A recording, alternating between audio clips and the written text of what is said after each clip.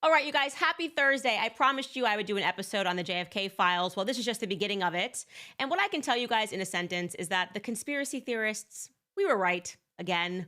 Always, it seems, nowadays. Tucker Carlson was definitely on the money when he said that being referred to as a conspiracy theorist these days just means that you're educated like beyond the mainstream media and the public education system, which is making everybody dumb. So for those of you guys who have not read Chaos yet and are not a member of our book club, we are going to take you down the JFK rabbit hole, the beginning of it. Welcome back to Candace.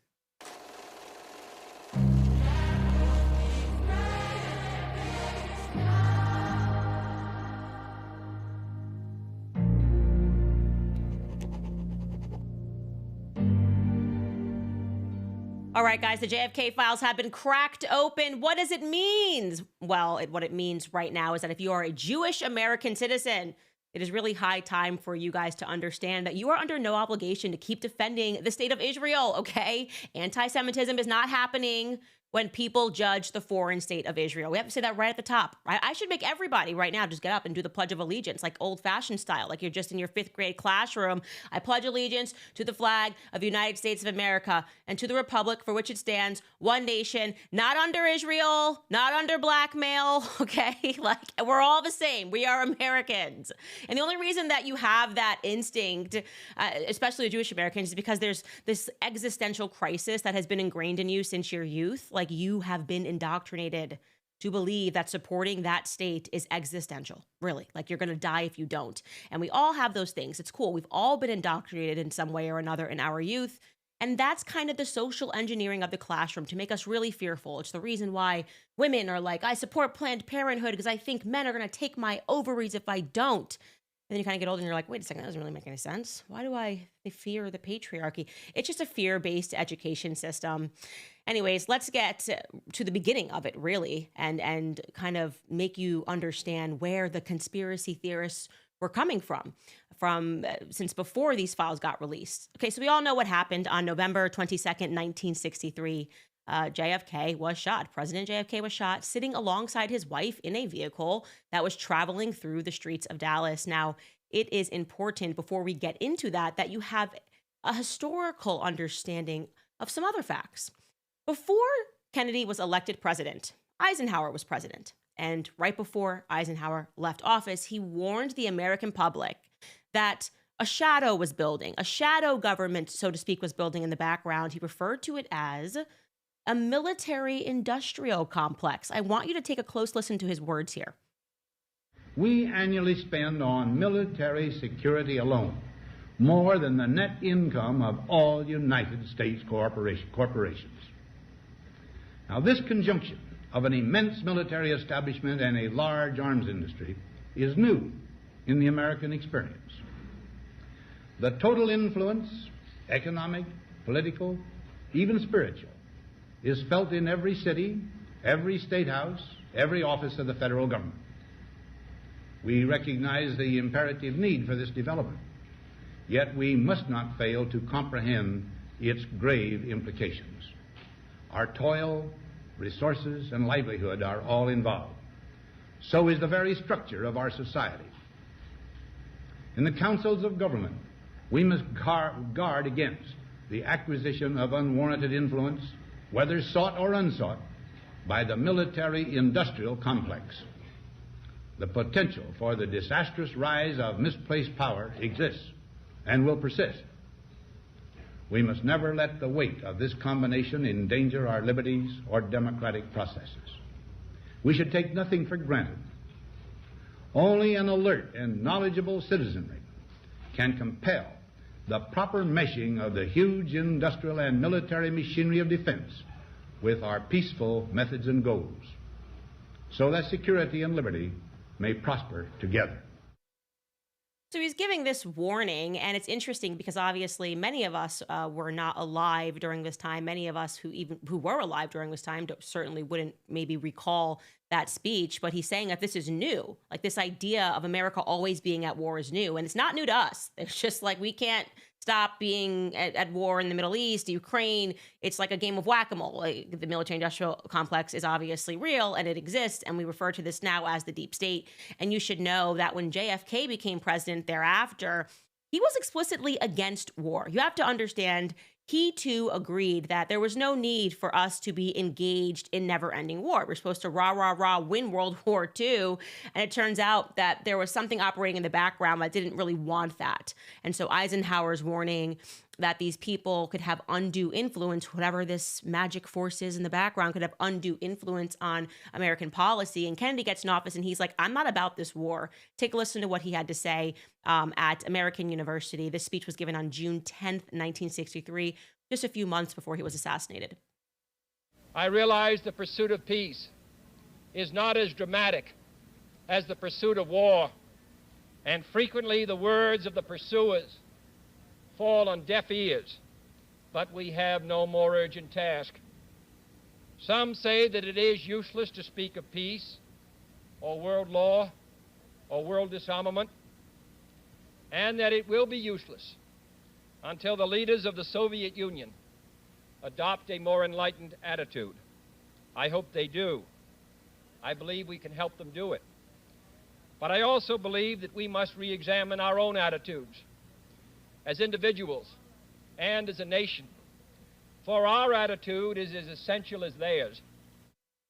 So the question that we should ask is, why is it that as soon as you begin speaking about JFK, people refer to you as a conspiracy theorist? And in particular, you will notice that there are these Zionist accounts that freak out before they even know what you're going to say. So what is it about JFK's assassination that triggers Zionists? Why do they pretend that it's an act of anti-Semitism to explore the environment and the things that JFK was adamantly opposed to? I'm going to describe that to you, and I'm going to use only Jewish sources here, so we can remove ourselves from any claims of anti-Semitism. These are just the facts of what JFK was fighting while he was in office, okay? One of the things that he was opposed to was the American Zionist Council. He wanted them, which would go on to become AIPAC. We're still having a discussion about AIPAC's undue influence in our elections today. They were back then known as the American Zionist Council, and JFK's Department of Justice told them that they had to register as a foreign agent under FARA, okay? Now, I'm going to slow that down for you because many of you probably don't even know what FARA is. It stands for the Foreign Agents Registration Act. It requires that any person or business entity that is accepting money from or acting as an agent to a foreign government must register with the Department of Justice. Now, you would have to, that means file reports. You'd have to detail your compensation. You have to detail your expenditures, your communications. Essentially, the reason for that is obvious, so that we as Americans know that we are being influenced by agents of another government. I personally wish that we would also be able to see this in terms of like right away knowing when people are lobbying that they would have to announce that we are lobbying on behalf of Big Pharma and we accept money from them. But they don't have to do that, right? And so it would color your imagination, obviously. If I'm saying all these things and you find out that I'm registered under FARA for a foreign country like Ukraine, you would go, okay, well, that makes sense. Candace is telling me that we should go to war with Ukraine, but I now know that Candace is actually accepting tens of millions of dollars from Ukraine. That's the purpose of FARA registration. So when the American Zionist Council came into fruition in 1949, they were lobbying on behalf of the newly formed foreign state of Israel, okay? And the JFK said, you guys now need to register under FARA. Now, again, I've explained why that would be important, because it would change the way that you understood the news that was coming to you. You essentially would understand you were listening to a commercial. And sometimes you wonder, when you see all these influencers, you're like, who's funding them? That natural question of who is funding them. It would be infinitely more important if you knew that it was somebody, it was a foreign country overseas. So we're going to take a look at the lead up to JFK's assassinations and his dealings with the Zionist group that he was trying to get to register under FARA.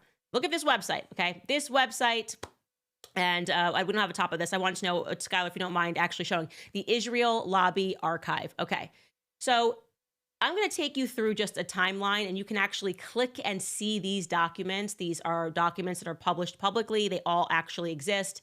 And I'm going to take you through the relevant things leading up to the year of the communications that his Department of Justice, JFK's Department of Justice, had with the AZC saying, hey, you need to register as a foreign agent. So we'll go back a year before his assassination on October 31st, 1962. You can see that the Assistant Attorney General and the Director of Internal Security who was J. Walter Yeagley, notifies Attorney General R.F. Kennedy that we are soliciting next week the registration of the American Zionist Council under the Foreign Agents Registration Act. You may be aware that the American Zionist Council is composed of representatives of the various Zionist organizations in the United States, including the Zionist Organization of America. Excuse me. So there were a bunch of different organizations. They were all lobbying on behalf of Israel. And they were like, we're going to obviously pursue this. On November 21st, 1962, this is again like almost exactly a year before he gets assassinated, the Department of Justice ordered them, the AZC, to register under FARA. And there was a receipt of such funds from the American section of the Jewish Agency for Israel, constitutes the council. And essentially they were like, you absolutely must register. Your request is happening. And Sky, I don't know if you've actually pulled any of these documents in, but if not, it's okay. We'll keep going down the timeline. Now, on December 6th of that same year, the president of AZC was a guy named Rabbi Irving Miller, and he responded to the Department of Justice, and he wrote this: the request for registration contained in your letter raises many questions of fact and of relationships, which first must be resolved by us before compliance can be made. Therefore, it is requested that you be good enough to grant us a delay of 120 days. Immediately already stunning, okay? The Department of Justice is saying to you in a letter, you need to register as a foreign agent, and you have the rabbi who's leading this group who says, your request is a little, we're gonna need some time actually to chew over that request, and you'll understand we need 120 days, okay? So within that 120-day time frame, they decided to officially incorporate AIPAC. On January 2nd, 1963, a man named Isaiah Kennan incorporated AIPAC instead. And then the AZC Council went back to the DOJ and it essentially said, like, you know, we're not ready actually to register, but now we have a new organization. It's known as AIPAC. And if you follow along on this timeline, so then you start to see that he incorporates, that's on January 2nd, 1963, Isaiah incorporates the American Israel Public Affairs, like I said, AIPAC committee in Washington, D.C. And then the day after, on January 24th, 1963, a couple of weeks after pardon, the DOJ draft file memo, they essentially say that they met with the AZC head counsel and he had advised his client to just discontinue the previous agency as AZC. And they were like, we hope that that resolves the issue. Like, basically, we are a new incorporated AIPAC and that should resolve the issue. And essentially the DOJ said, no, that actually doesn't resolve the issue. And we're still going to need you to register, essentially saying, we need your expenditures. We need to know who's funding you guys, where this money is coming from. And we're not going to change our opinion on that. And they were still fighting him. They still were fighting and going, we're not going to give that to you whatsoever. What you have taking place there on January 25th, 1963, is you start to see these articles that start building in the press. And so they started creating a peer pressure campaign, essentially saying, and this is like a direct quote from the Wall Street Journal, that if they had gone through with this, if they kept demanding for the AZC to have to reveal to them their expenditures and who was funding them, that Jewish opinion would be bad for the DOJ, like that the American Jewish opinion was going to be bad, so they shouldn't go through with this. This was actually happening. And incredibly, even Donald Rumsfeld, who was a congressman at that time, wrote to the DOJ and said, I'm concerned that if you keep pushing this matter, then the Jewish Zionist opinion is going to transform in America.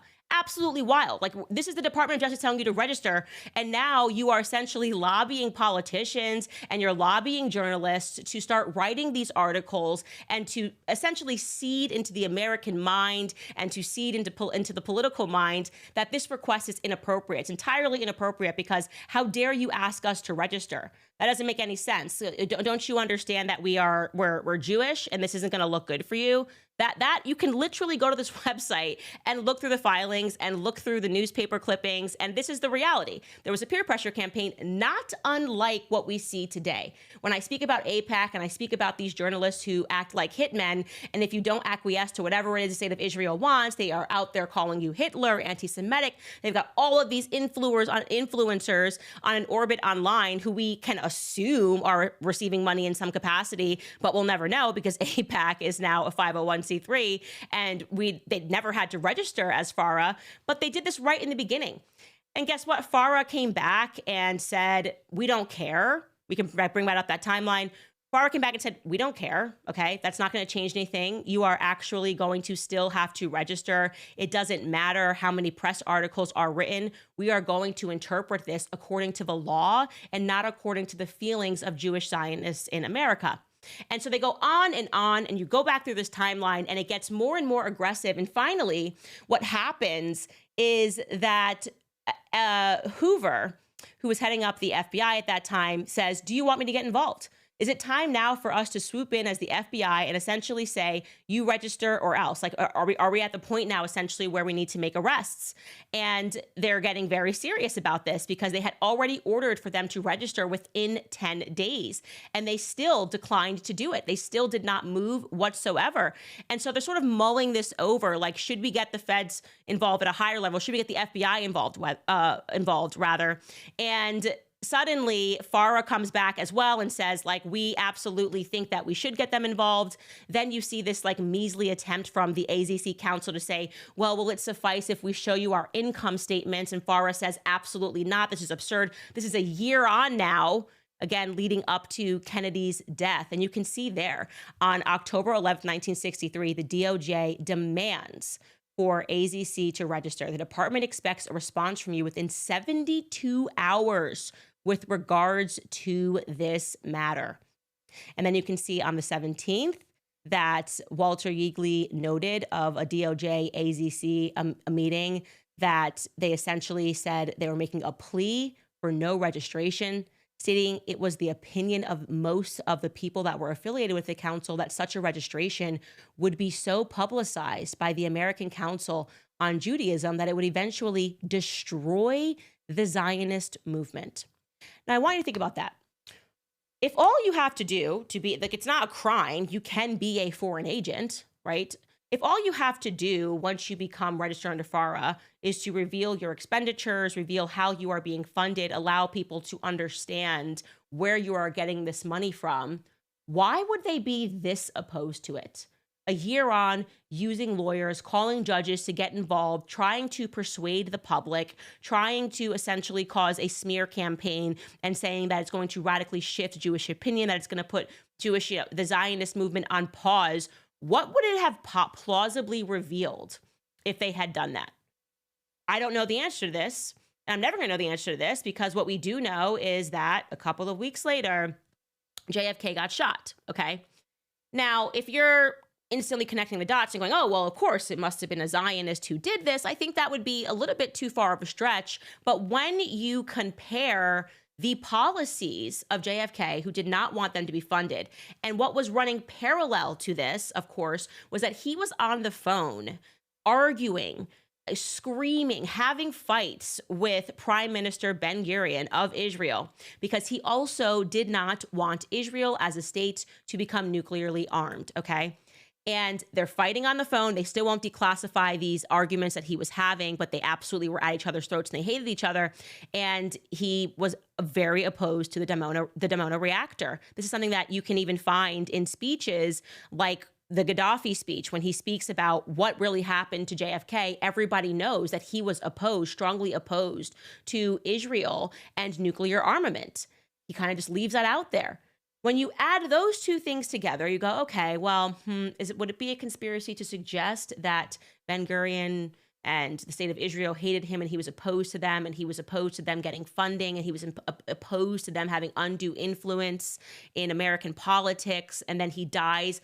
And then you weigh that against the fact that the problem for them instantly disappeared as soon as JFK died. Because what happened was that when Lyndon B. Johnson got into office, he was the vice president, all of their problems were instantly resolved because he reversed course on everything. What is interesting is that LBJ essentially employed the exact opposite policies of JFK. He was fundamentally pro-war, okay? Vietnam, Cambodia, the bombing campaigns. And it didn't come out until quite recently that he helped Israel get established as a state by secretly helping to transport weapons, exactly what JFK was against, exactly what Eisenhower before him was against. He secretly helped to transport weapons to Israel while he was in Congress. Now, don't take my word for it. If I said that fact, it would be anti-Semitic, right? Let's take that fact instead from the Israeli newspaper Haaretz. This is literally an Israeli publication. They publish daily. They wrote, quote, this article you can see is entitled, Lyndon Johnson, Israel has had no better friend. Historians generally regard Johnson as the president most uniformly friendly to Israel. And then it says, after John F. Kennedy was killed and Lyndon Johnson became the 36th president, LBJ told an Israeli diplomat, you have lost a very great friend, but you have found a better one. Indeed, it was. Johnson, as a Senate Majority Leader who stood in the way years earlier of Dwight Eisenhower's plans to cut off assistance to Israel. Okay, I'm quoting this from the article. It's not from me. So we now know that while he was in Congress, he stood in the way of Eisenhower, who wanted to cut off assistance to Israel. Okay, and now we're understanding that he reverses course on JFK's policy when he becomes the president. It goes on to say he knew few Jews growing up in Texas, but cultivated lifelong friendships as he rose through the ranks of the Democratic Party, which had become the natural political home for most Jews. Historians generally regard Johnson as the president most uniformly friendly to Israel. Johnson was the first president to invite an Israeli prime minister, Levi Eshkol, on a state visit. They got along so well, both men were farmers, that paid Eshkol the rare compliment of inviting him to his ranch. LBJ soon abandoned pressure on Israel to come clean about the Dimona reactor. He increased arms sales to Israel, and in 1968, after Israel's supplier, France, imposed an embargo as a means of cultivating ties in the Arab world, the United States became Israel's main supplier of weapons, notably launching the talks that would lead to the sale of Phantom fighter jets to Israel. Okay, so he was completely committed to the state of Israel. And if you're beginning to ask questions about, okay, why would that be? What could have been his background? Well, interestingly enough, it turns out that his aunt Jessie, and again, we will pull this up in the Jerusalem Post, we will pull this up in the Times of Israel, but his aunt Jessie Hatcher was a member of the Zionist organization. And it has been speculated, not by me, okay, but by Rabbi Shmuel Golden, that LBJ himself came from a maternal line of Jews. Now, his family dates back to the 1848ers, which were a bunch of communists who tried unsuccessfully to overthrow Germany. And then they all came to Texas and settled in Texas and Candace and all throughout the United States, including the Pfizer family. But pulling this back up, this is the opinion of Rabbi Shmuel, who apparently looked into it. And this is a blog written by Richard Chasman on the Times of Israel. He writes, you can bet the ranch that Bernie Sanders will not be elected as the first Jewish president, but he might be the second. Who was the first Jewish president? LBJ, Lyndon Baines Johnson. I thank Rabbi Shmuel Golden for making me aware of this fascinating story. He's now quoting from an article by Morris Smith in the Five Towns Jewish Times.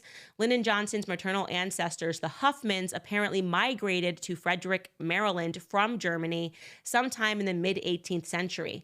Later, they moved to Bourbon, Kentucky, and eventually settled in Texas in the mid to late 19th century. The facts indicate that both of Lyndon Johnson's great-grandparents on the maternal side were Jewish. These were the grandparents of Lyndon's mother, Rebecca Baines. Their names were John S. Huffman and Mary Elizabeth Perrin. John Huffman's mother was Suzanne Ament, a common Jewish name. Perrin is also a common Jewish name. Huffman and Perrin had a daughter, Ruth Ament Huffman, who married Joseph Baines, and together they had a daughter, Rebecca Baines, Lyndon Johnson's mother.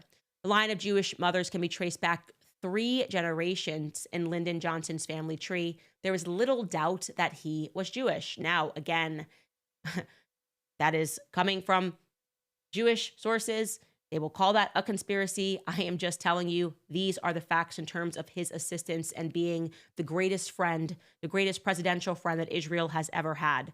Now, you're looking at the story, you're piecing it together, you're going, Lyndon B. Johnson is just one man. That's where my common sense goes. Okay, even if Lyndon B. Johnson was actually loyal to the state of Israel and he did have some familial Jewish ties, and his aunt, who he loved so much, Jessie Hatcher, was the one who brought him up and told him to do all these things. Even if you wanted to believe all of that, you would go, okay, but we're talking about the assassination of JFK, okay?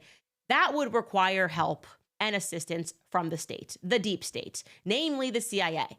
Do we really think that they would have assisted in that sort of a scheme? Well, you should know that when JFK became president, the CIA had been active for about 14 years. It was created in 1947, so just months before the creation of the Nation of Israel, with a signing by President Harry S. Truman of the National Security Act. And I would argue that the CIA is undoubtedly the most corrupt and murderous governmental entity in the world, and not just against people in the world, but also against the American people. Okay, MK Ultra, anybody? The experiments that they have conducted on our troops, on unsuspecting American citizens. And I want to be clear that as another point of concern for JFK during his presidency, he recognized the CIA's corruption. It is why he is quoted as saying that he wanted to scatter the CIA into the wind. He wanted to just completely get rid of the CIA because he understood that they were a corrupt body. And what you should know is that from 1953 to 1961, the CIA's director was Allen Dulles, okay? He is an American, definitively not Jewish. Under his direction, the CIA engaged in all sorts of illegal covert operations. Like I said, most notoriously the MK Ultra program, where they were interested in brainwashing people, creating Manchurian candidates. I mean, the most sinister stuff that you will ever read about. And you should get into those readings, especially if you're one of the people that has purchased Chaos. He was indeed a very sinister man. But is it plausible that there was somebody that he was taking orders from? Is it plausible that Allen Dulles, as he was doing all of these things at the CIA, may have been doing them because he was being blackmailed? Now, I'm saying that. I'm going to read you a shocking article that I think puts another huge piece of the JFK story together, of who Allen Dulles was. Allen Dulles, by the way, also was in charge of the Warren Commission. So he was behind telling the public a ridiculous story about Lee Harvey Oswald. He did it. It's over. That's it. Total sham of a committee and a sham of a report. And it's very interesting when I give you this little tidbit of history that not many people know. But first, we're going to take a quick break. I'm going to speak to you guys about PreBorn, because you guys know what Andrea Bocelli, Steph Curry, and Justin Bieber and Tim Tebow all have in common. All of their mothers were encouraged to end their pregnancies, because when a woman faces an unplanned pregnancy, she's often pressured to end her child's life. She wants to make the right choice, but society and those around her tell her that her baby is not a life. That's where the ministry of PreBorn steps in. PreBorn and their network of clinics offer compassionate, loving care to mothers and the support that they need to help them choose life, including a free ultrasound. Because once a mother hears her child's heartbeat, she is twice as likely to choose life. So if you consider yourself pro-life, it's time to join forces with PreBorn. Together, we can empower women to choose life. Empowering the truth of motherhood transforms families and futures. One ultrasound costs just $28, and $140 will help to rescue 5 babies. When you donate monthly, you'll receive stories and pictures of the lives that you help to save. So to donate, just dial pound 250 and say the keyword baby. That's pound 250 baby, or donate securely at preborn.com/Candace. Again, that's preborn.com/Candace. Also, I want to tell you about The Little Catholic, because if you're looking for beautiful, faith-filled jewelry that's more than just an accessory, you should check them out. The Little Catholic is a small woman-owned business that creates stunning handcrafted jewelry that is rooted in our Catholic faith. Little Catholic believes that Catholic jewelry organically inspires faith, peace, and perspective in a unique way every time we look in the mirror or glance down. Beauty is God's way of speaking to us here on earth. Their Catholic jewelry allows us to treasure those moments and reminders more closely to our hearts. The Little Catholic jewelry is the perfect timeless gift, rich with faith and meaning, making it a perfect choice for special occasions like baptisms, confirmations, weddings, and anniversaries. And what makes these pieces even more special is that they are crafted right here in America. And right now, my viewers will get an additional 25% off your order if you use promo code Candace25 at thelittlecatholic.com. Again, that's thelittlecatholic.com, promo code Candace25, and you'll get 25% off your order. Okay, so JFK wanted to shatter the CIA into the wind, okay? This is the New York Times, an excerpt of that. They were the one that published this in 1966. It reads, Kennedy's bitterness. And President Kennedy, as the enormity of the Bay of Pigs disaster came home to him, said to one of the highest officials of his administration that he wanted to splinter the CIA in 1,000 pieces and scatter it to the wind. Because the CIA was CIAing, trying to overthrow governments across the world. That's what we do, guys. That's what we do. Sorry to tell you if you thought that we were doing this in the interest of protecting Americans. It's just nothing you learned in history class is real, okay? And JFK made Allen Dulles resign from the CIA following the disaster of the Bay of Pigs in Cuba. But like I said, surely Allen Dulles, before that, must have been his own man. Nobody could have been moving him, telling him to do all of these things at the CIA. Okay, stop everything, because I'm telling you that no, Allen Dulles was blackmailed, okay? And I gotta say this right at the top. It is shocking to me how when I'm not even trying to look into Israel, they pop up in everything I investigate as people that are blackmailing someone. Case in point, the Brigitte Macron story, nothing to do with Israel. Out of nowhere, for those of you that follow that story, we suddenly get to this chapter and we learn that Emmanuel Macron was being blackmailed by Israel because they wanted him to form closer relationships to, I think it was Morocco over Algeria. Just every time I'm looking at it, I'm like, oh, there's another story about Israel and blackmail. Completely foolish if you don't believe that Israel blackmails people, okay? You are out of your mind. But don't take it from me. As I said, we're only using Jewish sources today, okay? And I read this article, which I think nobody has read except for me, but probably not, in Ami magazine. Now, for posterity, because I will be called an anti-Semite no matter what, Ami magazine is an international news magazine that caters to the Orthodox Jewish community, okay? It is published weekly in New York and in Israel. The magazine was launched in November of 2010 by Rabbi Frankfurter and his wife. Again, I say this only to explain to you that this information provided is not anti-Semitic, okay? The facts here really don't care about your religion. On February 10, 2021, Ami magazine published an article that blew my mind, and it was entitled, Blackmailing Rockefeller, the scandal that helped Israel become a state. Okay, you're in. We're paying attention now. This is crazy.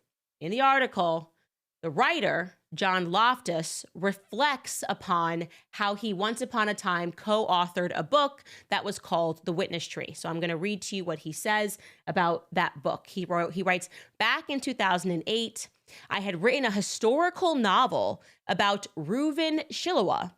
Okay, remember that name, Reuven Shiloah, with my Canadian friend and co-author Brendan Howley. Our book, The Witness Tree, was fiction that was based on fact. But putting it out as a novel made it considerably easier for me to circumnavigate the censors at the CIA.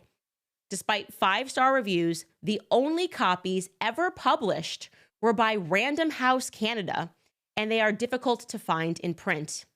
Apparently, The Witness Tree is simply too sensitive ever to be published in America, even as fiction, because it exposes the families of 2 CIA directors as money launderers for the Nazis. Worse, The Witness Tree tells the truth about how Reuven Shiloah used his knowledge of those secret Nazi connections to blackmail Nelson Rockefeller into creating the State of Israel. Okay, we gotta get into this. Okay, so this guy, to slow that down for you, this guy, John Loftus, published a book. He intentionally made it fiction because he knew the CIA would censor it. The book is not allowed to be published in America. I don't even know what that means. That sounds crazy to me. But he was trying to get past the CIA censors. And so he's like, I got a little story for you about the founding of Israel, and it's got to do with blackmail. Okay. Now it's years on. John Loftus is in Massachusetts. He's working on this project about espionage in Israel. And a guy who is also in the research department comes over to him, and his name is Jim. And Jim says, hey, there's this guy, Dovey, who really wants to meet you. And so John's like, okay, yeah, sure. I'm happy to meet your friend Dovey. And he's like, yeah, Dovey is short for Dov Shiloah. His father was Reuven Shiloah. He writes this, then the light bulb went on. Dov's father not only founded the Mossad, but he was also a key player in obtaining the extra votes in the United Nations that led to the creation of the State of Israel. So you got this guy, Reuven Shiloah, who founded the Mossad, okay? And he, in his book, is alleging, and I'm going to tell you why he's not just alleging, and this seems to be a fact, that Reuven Shiloah blackmailed Nelson Rockefeller and the Dulles family in one fell swoop over their ties to Nazis, okay? This would mean this is when we got taken over and occupied via blackmail. We're talking about the Rockefellers. And now you're kind of thinking in your head, the Rockefellers. Don't I kind of remember that they were the ones that published all of our education books? Well, imagine if you wanted to blackmail a nation. And now I'm speculating, guys, we're going to get into the story here. What better way than to do it through another family? Right? Like if you could figure out how to blackmail the Rockefellers, then people would go, oh, I understand power structures, and the Rockefellers are publishing all these books, making us all dumb via the Department of Education. We're just being lied to about everything. But what if they were not the people that were really publishing those books? I'm asking questions. I know you're not allowed to ask questions. The neocons say we can't ask questions, but I'm not going to stop asking questions, you guys. I'm like terminal. I'm terminally ill with asking questions, okay? Anyways, let's get into the story.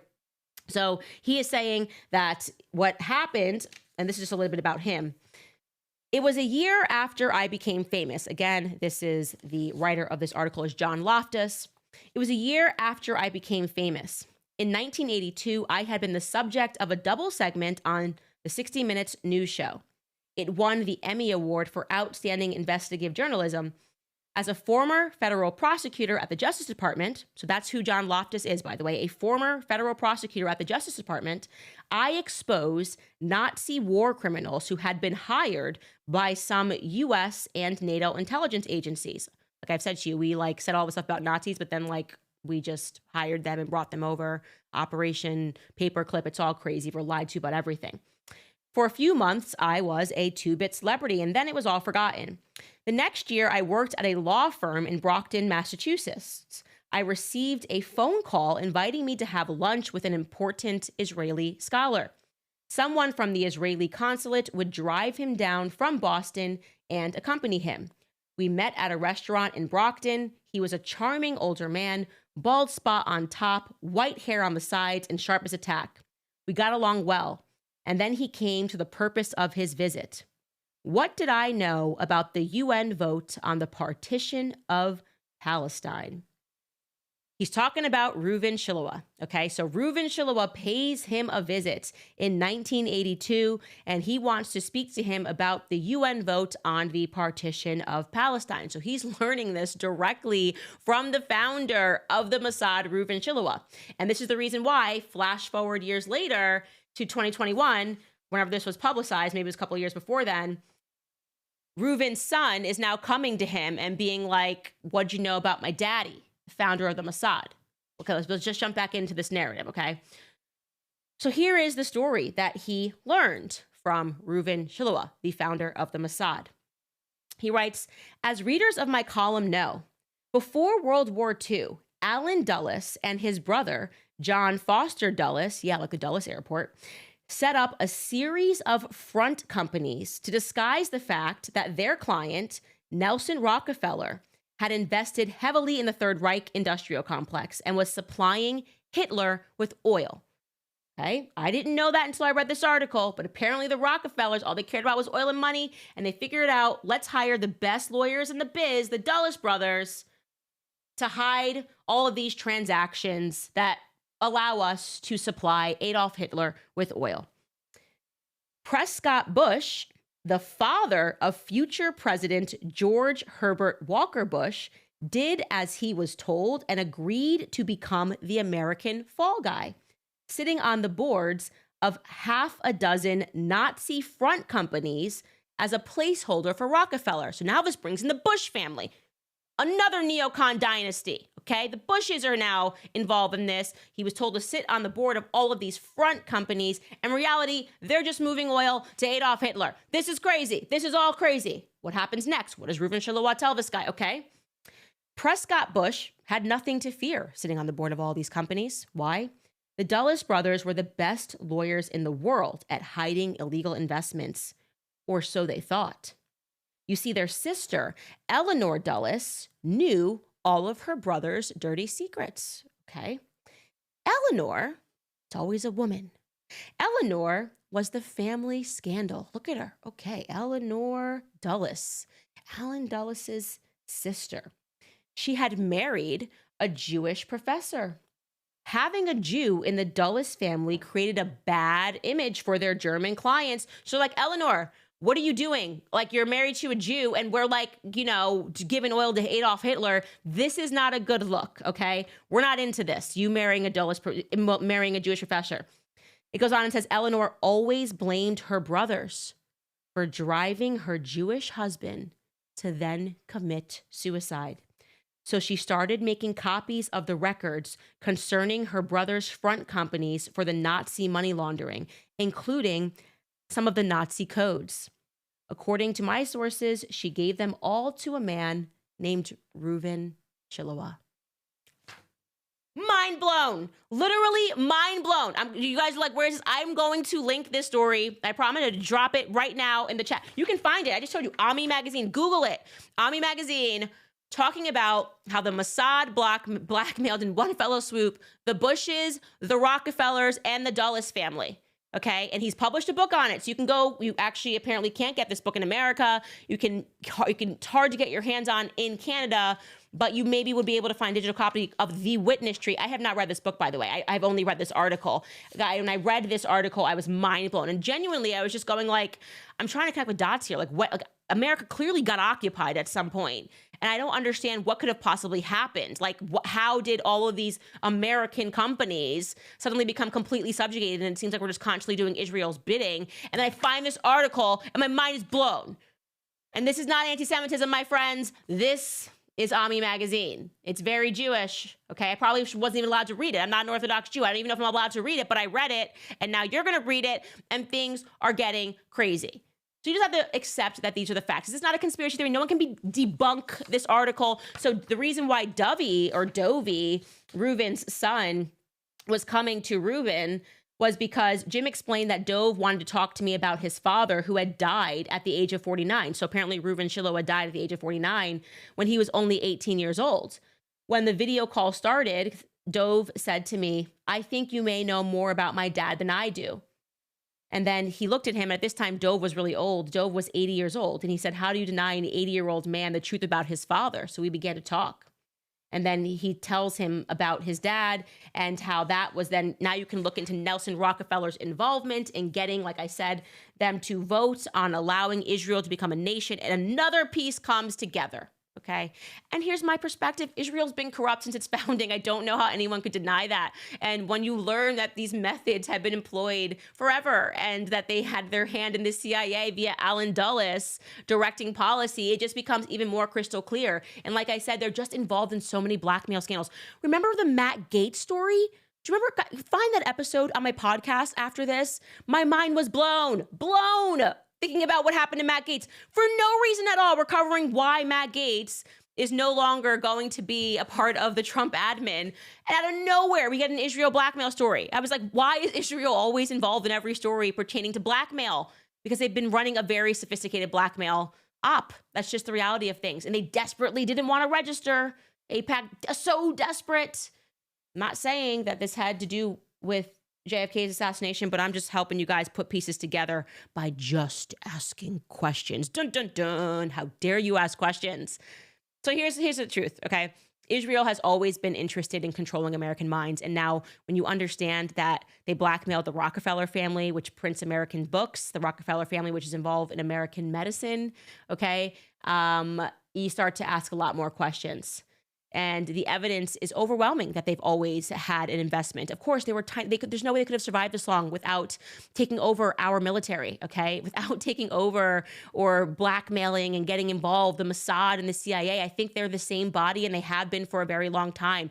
This is me speculating now. Take it or leave it. I really don't care. I literally do not care what name you're going to call me for thinking. I'm going to think while I still have permission to.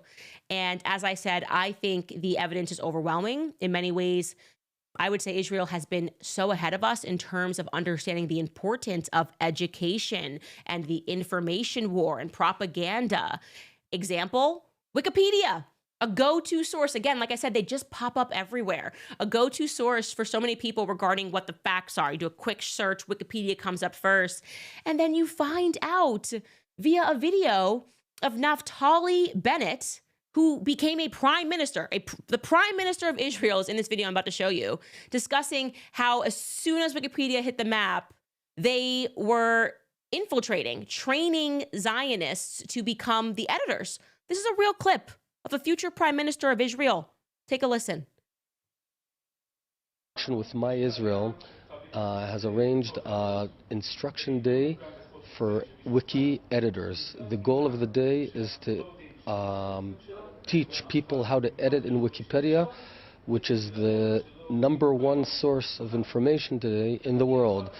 As a way of example, if someone searches the Gaza flotilla, we want to be there. We want to be the guys who influence what is written there, how it's written, and to ensure that it's balanced and Zionist in nature. So casual. We're just like trading editors to go in there and to make sure that things are Zionist.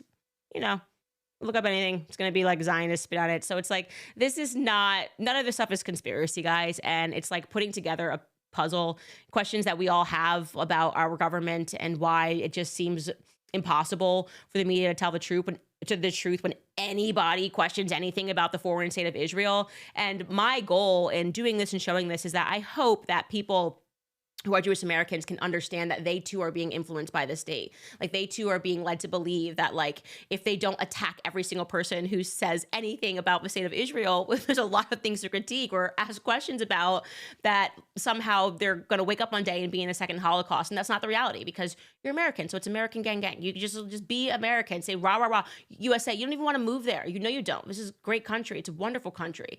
And we have to all stop allowing our minds to be warped by their education system. That's kind of my opinion. Anyways, I got to read a couple of more ads. I can't wait to get to some of your guys' questions. And by the way, Trump is apparently abolishing the Department of Education. We should have more on that. Where are we at? There's so many comments that are coming in. First, I'm going to tell you guys about PureTalk, because if there are two things in life that are certain, it is death and taxes. Well, now there's a third certainty. If you're with Verizon, AT&T, or T-Mobile, you could be saving a fortune every month by switching to PureTalk. PureTalk, my cell phone company, is cutting the fat from the wireless industry. For just $25 a month, you can get unlimited talk, text, and 5 gigs of data on America's most dependable 5G network.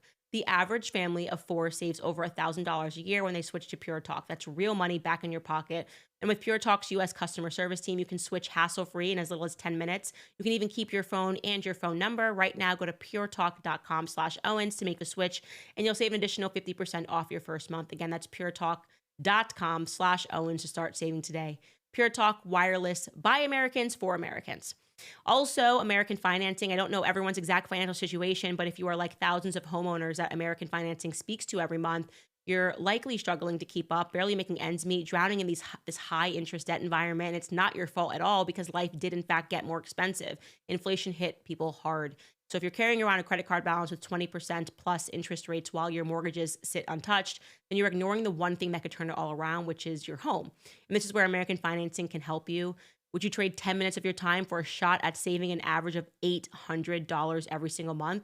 Because that's exactly what homeowners are doing when they call American Financing. A simple, no obligation call could change everything. They have a team of salary-based mortgage consultants, so there isn't any incentive to put you into a loan that doesn't make sense, and there are no upfront fees to find out how much you could be saving. So don't wait. Talk to American Financing today and start Feeling that relief, call 800-795-1210. That's 800-795-1210, or visit americanfinancing.net/Owens. Again, that's americanfinancing.net/Owens. I got to go to the comments. I'm just dying to know what you guys thought about that story. The Reuven Chiloa story. It took me out. It really did. It just took me out. I guess I relived it with you guys here. LG writes, why did Ukraine and Israel just break the ceasefire? Are we really letting the Satanists send Western men and women to the grinder for their own interest in this war? Are we the bad guys? Yes, this is not a joke. I mean, I obviously have understood that my understanding of everything that's happening is like we have been employed in this military-industrial complex. That's why I wanted to show you this clip of Eisenhower warning about the military-industrial complex and JFK sort of lamenting the fact that this was kind of operating where you are living in America where you think that we were always at war, and we weren't. There was peace in America. And then it just seems to be that we are doing the bidding for things that always seem to benefit Israel. And it's just a reality. It's a fact. I mean, they're expanding their territory and we're not expanding ours. Our borders are not safe. Our streets are not clean. And we're constantly being told, like via emotional conditioning, and I think an expert information war that has been executed. I think, you know, specific journalists are always the ones that hit you, that we are the ones that have to care about what's happening over there. And we simply don't. And we do need to make sure, just as JFK said at that American University speech, that we are educated, that we are actually educated, not brainwashed. Most people don't even understand basic civics. And I think that is by design. I think they were intentionally dumbing down Americans. I believe intentionally created the opioid crisis. They want us dumb, dopey, and drugged. And all of those things that are happening now, that have happened, I think are now leading people to wake up and realize that we've been infiltrated. And the best guard against this is to remember to think, remember to ask questions, remember to conduct your own research. Even when I'm presenting you this stuff, you go fact check to all of this. You go look at that Ami Magazine article and you run it against things, and you create, you know, your own timelines and sheets of understanding and learning about history. And I also want to say it's really important to stand up for yourself when you're being called names. Who cares? Who cares? The worst thing that you could possibly be called now, I feel like, is someone that believes the mainstream media. It is a compliment to be called a conspiracy theorist. It means your brain is still working. And like I said, I'm going to think while it is still legal to. Juliana is writing about whether or not me and George have decided to homeschool. Well, our kids are not old enough yet, so that decision has not officially been made, but it is still something that we are, in fact, looking to do. Maddie writes, such a good episode, Candace. Thank you so much. Macho writes, share this everywhere. Get Candace and the truth. It is get Candace and the truth everywhere. Share with all of your friends. Oh, by the way, American Jews, you are American first, not Israeli. It's not anti-Semitic to question a foreign country. Yeah, we need the American Jews to like just wake up to this and be like, I'm going to shake them. I'm like, guys, we're not Holocausting you. You're on our side. You're gang. We need you, USA, red, white, and blue. Let's go. And whoever we have to go attack, you know, whatever we have to stop and end, we can do that. Like we got to stop with this identity politics that they've been trying to train them to only see themselves as Jews. And it's like, no, you're Americans.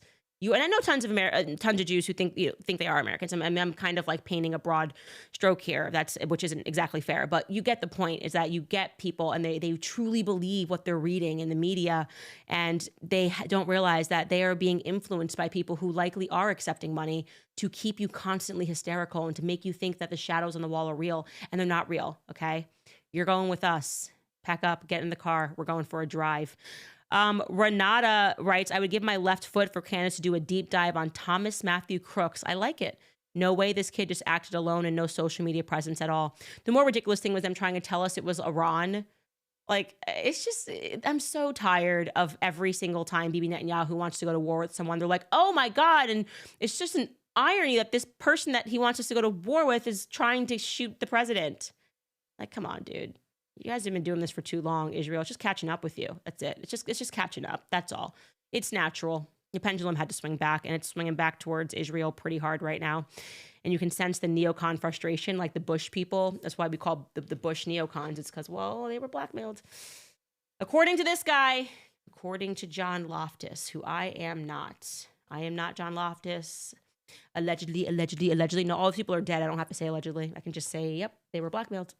No one can come for me without going through John Loftus. And I don't even know if John Loftus is still alive. I actually have not looked up much about him at all. I don't even know how I came across this article. I'm completely crazy. I don't even know how I end up on these websites. I don't know what goes on. I have no idea what goes on. Anyways, Laura Graham writes, thanks for speaking TRUTH. Candace, do not back down. They will cry anti-Semitism, not. I want you guys also to know that we believe that everyone's screaming anti-Semitism, but the more I look at it, it's a small group of people that just have platforms. And we just shouldn't get caught up in believing that it's like, I don't know, none of my relationships with my Jewish friends has changed at all. We just have conversations. I think most people are more like an Andrew Schultz kind of a Jewish person. Like it's like, whatever, like, you know, they're not as invested in Israel as the media would have you believe. But like I said, they have always understood how important the media was. And as you get further into understanding Project Mockingbird, the New York Times, you know, the Pulitzer Prize, all of these families who were like, you know, working with the CIA, some, you know, invested in Israel. And it's a small group of people that have amassed, I think, a lot of power via blackmail. And there's no question that our congressmen are blackmailed. Like I look at someone like Lindsey Graham, obviously blackmailed. Come on. So easy. And yeah, I think they look for potential future leaders, even in college. I think it's a very sophisticated blackmail network because I just keep coming across it. How much trouble am I in? Am I am I so dead? Skylar, Mark, should I just like end this live immediately? Okay, scale of 1 to 10, Mark, how much trouble am I in? Probably 100. Darn. Oh my gosh. Amazing. Well, I this is, if it helps, Mark's Jewish. Please leave me alone. Mark, tell them how Jewish you are, please. Oh my God. Someone said Andrew Schultz is not Jewish. I thought he was Jewish. I think he is Jewish. Wow, I just assumed. I don't know why. I thought somebody told me that. Thank you, live chat, for clarifying that. Anyways, the point being is we've gone through a lot today. And yes, share this. I will be in trouble. There will be a lot of articles written about me, but the people that watch it will know exactly what I said and why I said it. And if you would like to support me, you can go to CandaceOwens.com. You can give a donation. You can sign up. You can join the book club. These are the kinds of books that we're reading, just putting little pieces together here and looking at a picture, wondering if America has been, you know, occupied since the 60s or even before, I guess. I don't know when this guy, yeah, maybe like since before then. Sometime in the 50s, about when Eisenhower was warning us. And by the way, LBJ, this is also why I don't believe in the moon landing, because LBJ did that as a distraction so he could just do things with Henry Kissinger. But I'll save that whole conspiracy theory for another day. And by another day, I mean you can go back in past episodes and just look up Candace Owens NASA and it'll pop up, because I've already spoken about it, because I literally don't care what anybody thinks about me. I am very proud to share these stories with the American people and abroad, all across the world. All right, guys, love you forever. I have bad news. We're not going to be on air tomorrow because I have a very big day personally. Something really big is happening. I'll probably share that on my Instagram. I'm very excited about it. It's a very good day to take off. I'm sad that I can't speak with you guys because you guys are telling me that Blake Lively has filed a dismissal and there's no one that could go through those documents but me and do it the right way and do it justice. But we will be off air tomorrow. So we will see you guys on Monday. I love you forever. And defend me in the comments because they're going to come for me hard after this. You guys better be in the comments like crazy. Love you forever. See you on Monday.